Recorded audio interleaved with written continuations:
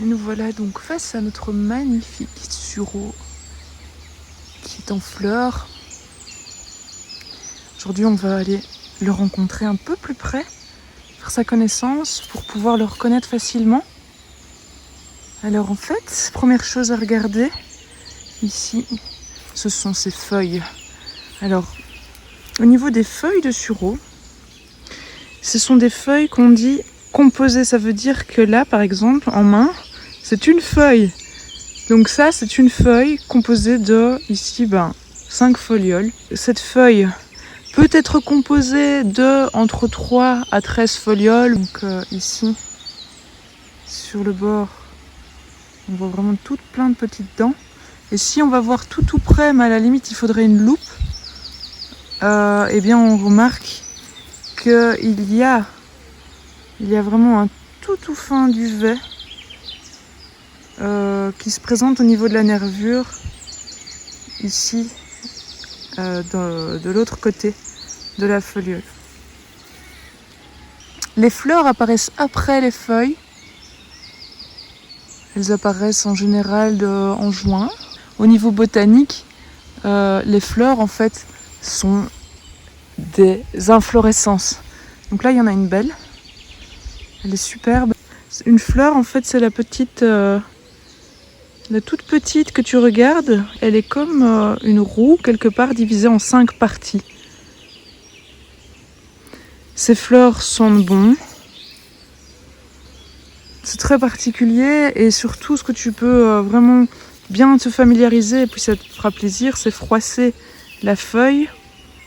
Et tu verras que là, on a vraiment une odeur très caractéristique du sureau, Sambucus nigra, qui s'appelle la sambucine. Alors, autre chose qui est sympa au niveau du sureau, c'est de constater au niveau donc de sa branche, de son rameau. On constate ici qu'à l'intérieur du rameau, on a une sorte de moelle. Donc en fait, c'est tendre. Tu vois, c'est comme si j'ouvrais une banane et à l'intérieur, j'ai la banane. Ici, à l'intérieur, j'ai une espèce de moelle, tu vois, que je peux facilement écraser. La moelle blanche. Un autre repère au niveau du sureau, du sambucus, du sureau, qui en fait est une plante géniale au niveau médicinal, puisqu'aussi bien ses fleurs que ses fruits vont être utilisés en herboristerie. Moi, c'est une plante que j'adore. Et le sureau va pousser un peu partout. Il va pousser près des maisons, sous les terrains vagues. Il va pousser dans les haies. Il va pousser dans les bois. Il va pousser, je l'ai déjà vu pousser donc, à partir d'un autre arbre, sur le tronc mort d'un autre arbre. Je l'ai déjà vu pousser avec le peu de terre qu'il trouvait au niveau d'une maison. Tu vois, au niveau d'un toit. Il avait trouvé un peu de terre, la plante s'était développée, tout douce, toute petite, mais quand même. Donc c'est vraiment une plante très jolie et utile. Donc en fait, au niveau du sirop de sureau, je vais te donner la recette. Alors aujourd'hui, on a un temps plutôt couvert.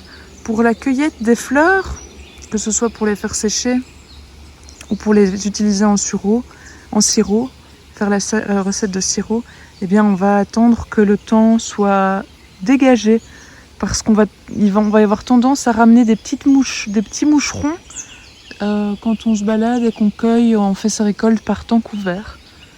Tu peux laisser ton adresse mail via le lien juste en dessous. Tu vas tomber sur le blog de la belle Louisvine et puis tu laisses ton adresse mail pour recevoir mes mails privés en semaine et avancer ensemble sur ces chemins fabuleux de la nature et tout ce qu'elle a à nous apporter pour notre bonne santé.